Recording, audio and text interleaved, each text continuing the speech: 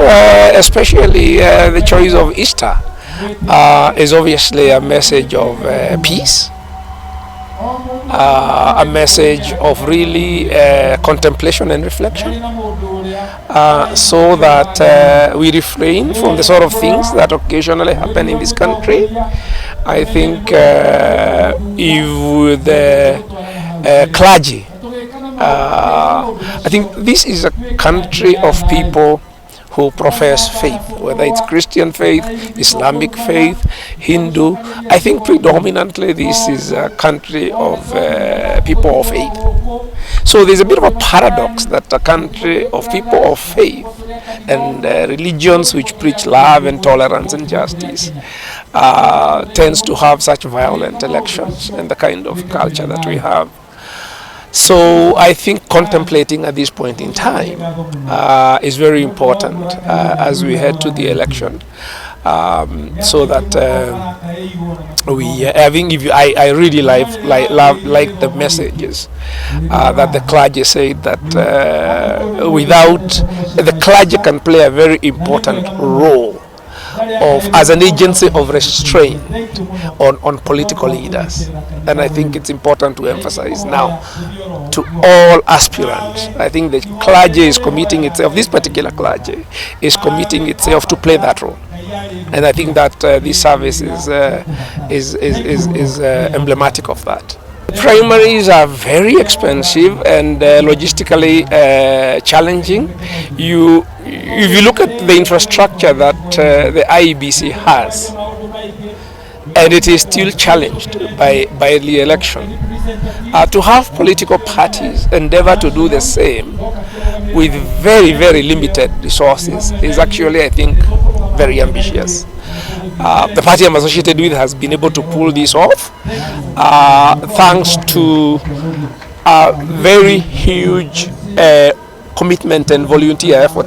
What people do not see why UDA was able to pull this off is the sheer amount of volunteer effort that went into this. I think people who have been following politics will have noted that the UDA has been holding very, very, very many aspirants events throughout this period. But that's not the subject for today. I just want to point out that it is perfectly understandable if parties feel that that kind of thing is very challenging. I think parties should belong to members. These are really matters for members of parties to decide. So I cannot pass judgment on any party. I'm very happy because it's very important to start our election season and with prayer. We have been told to maintain peace. We have been told to respect each other. We have been taught a lot about the problems that we're experiencing because of the failure of our leaders. Sometimes we're leading our children in the wrong direction. We're intoxicating them with alcohol and using them the wrong way. But I'm glad that these servants of God have emphasized the need to lead differently, the need to lead with respect. They have shown us how to go on our knees and pray and seek God's presence first. I'm seeking the position of a woman representative in Kiambu, here to serve, and I want to commit myself that I will go to the grassroots and make sure that what we have been taught here is carried out throughout Kiamba. I'm bound to keep peace, I'm bound to respect my opponents, and even if I lose the seat, I know that I'll work with the people who will win the seat. Kiambu is bigger than us, and we know what is ailing Kiambu. So I am willing and I'm ready, and I'm so honored to be here in part of this prayer.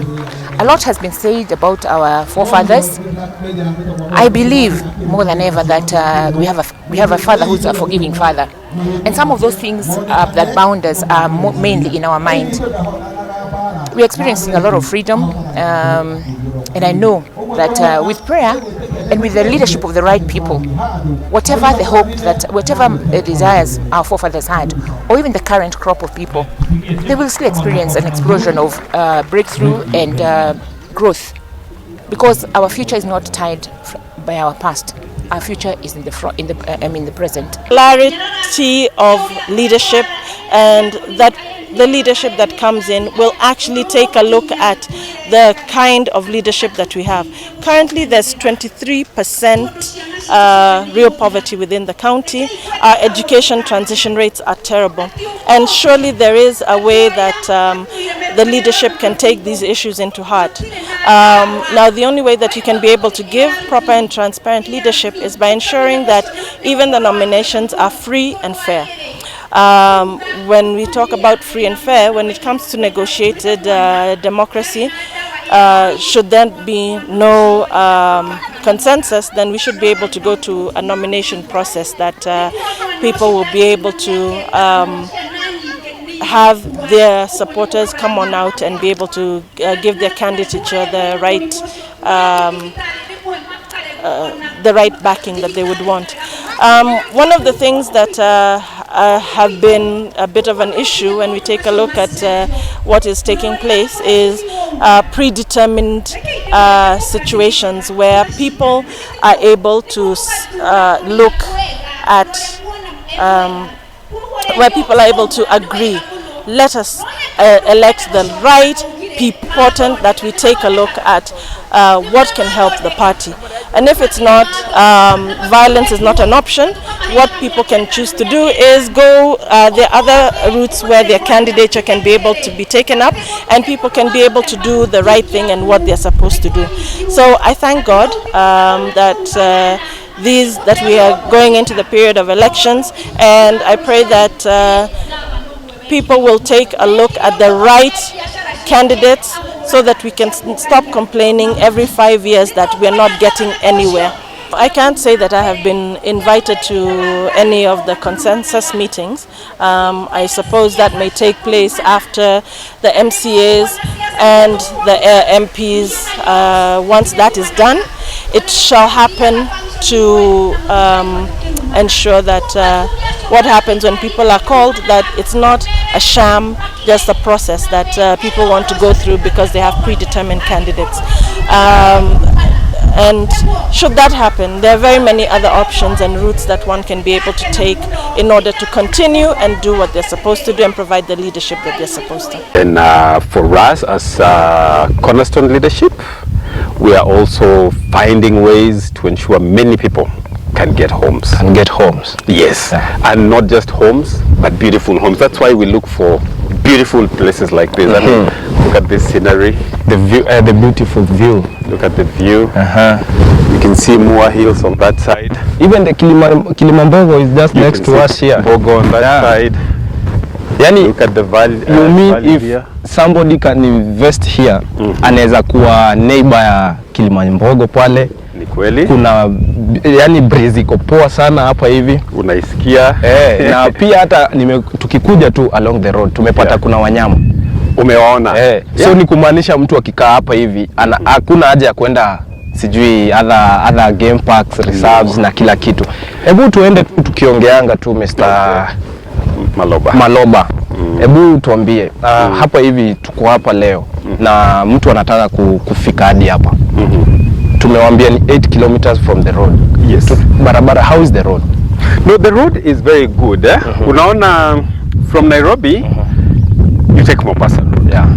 And the good thing with Mombasa Road, it's being dualed up to Machakos Junction and a bit past. Yeah. So this is part of the place where the road will be dual, meaning traffic will be easier. It will not, we will not have the congestion that we've been having. And then of course from the dual carriageway, you know, when you get just here at Mlolongo, at the river, you already have the new carriageway, the Nairobi Express. So, that makes it very easy for you.